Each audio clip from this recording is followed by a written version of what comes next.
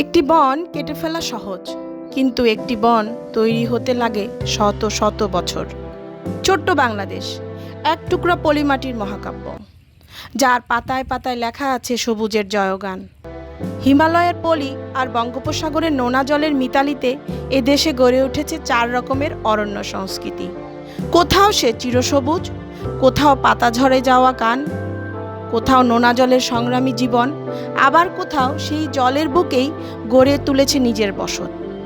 আসুন আমরা হারিয়ে যাই বাংলার সেই রহস্যময় চিরসবুজ পাহাড়ি অরণ্য এর গভীরে।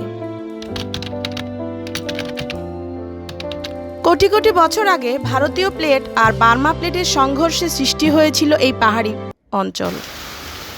বর্ষার প্রচণ্ড বৃষ্টি, উষ্ণ আর্দ্র জলবায়ু আর পাহাড়ি মৃত্তিকা সব মিলিয়ে ধীরে ধীরে জন্ম দেয় এই আদিম ঘন রেইন ফরেস্ট।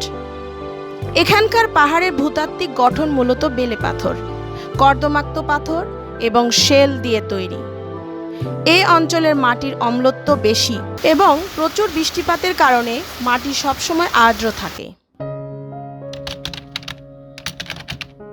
দেশের দক্ষিণ পূর্ব এবং উত্তর পূর্ব কোণে, যেখানে টারশিয়ারি যুগের পাহাড়গুলোর আকাশের দিকে হাত বাড়িয়ে দাঁড়িয়ে আছে, মূলত চট্টগ্রাম, পার্বত্য চট্টগ্রাম, বান্দরবান, কক্সবাজার, রাঙামাটি এবং সিলেটের পাহাড়ি টিলাময় ভূখণ্ডে জন্ম নিয়েছে দেশের সবচেয়ে প্রাচীন ঘন বন। এই বনকে বলে চিরসবুজ ও আধা চিরসবুজ, অর্থাৎ ট্রপিক্যাল এভারগ্রিন এবং সেমি এভারগ্রিন ফরেস্ট। এখানে গাছ কখনো একসাথে পাতা ঝরায় না।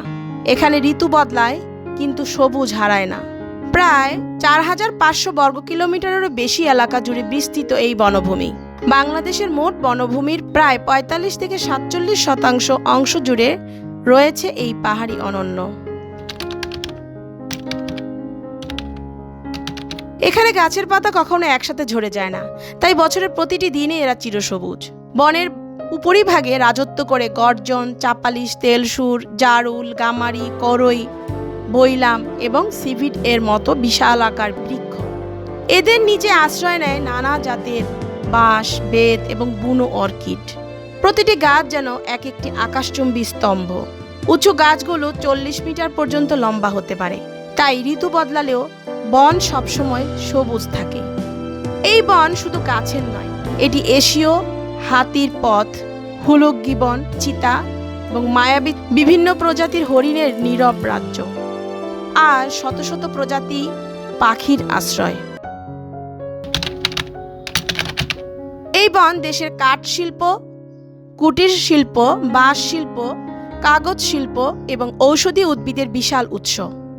চা বাগান শ্রমিক, পাহাড়ি জনগোষ্ঠীর জীবনও এই অরণ্যের সাথে গভীরভাবে জড়িত।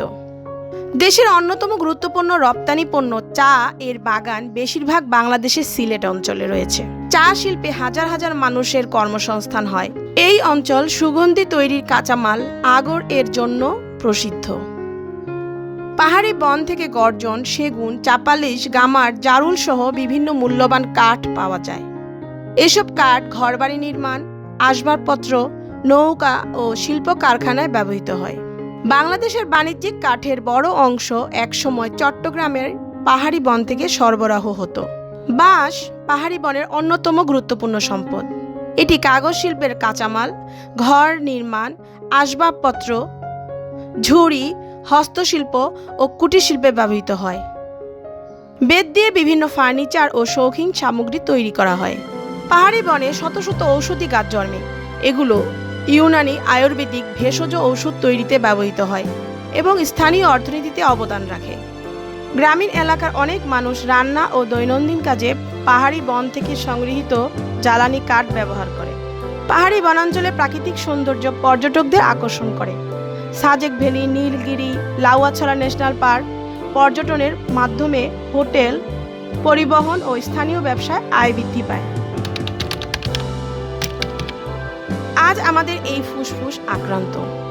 অবৈধ গাছ কাটা, পাহাড় ধ্বংস, জুম চাষের অতিরিক্ত চাপ আর মানুষের বিস্তার ধীরে ধীরে অরণ্যকে খণ্ড বিখণ্ড করে দিচ্ছে।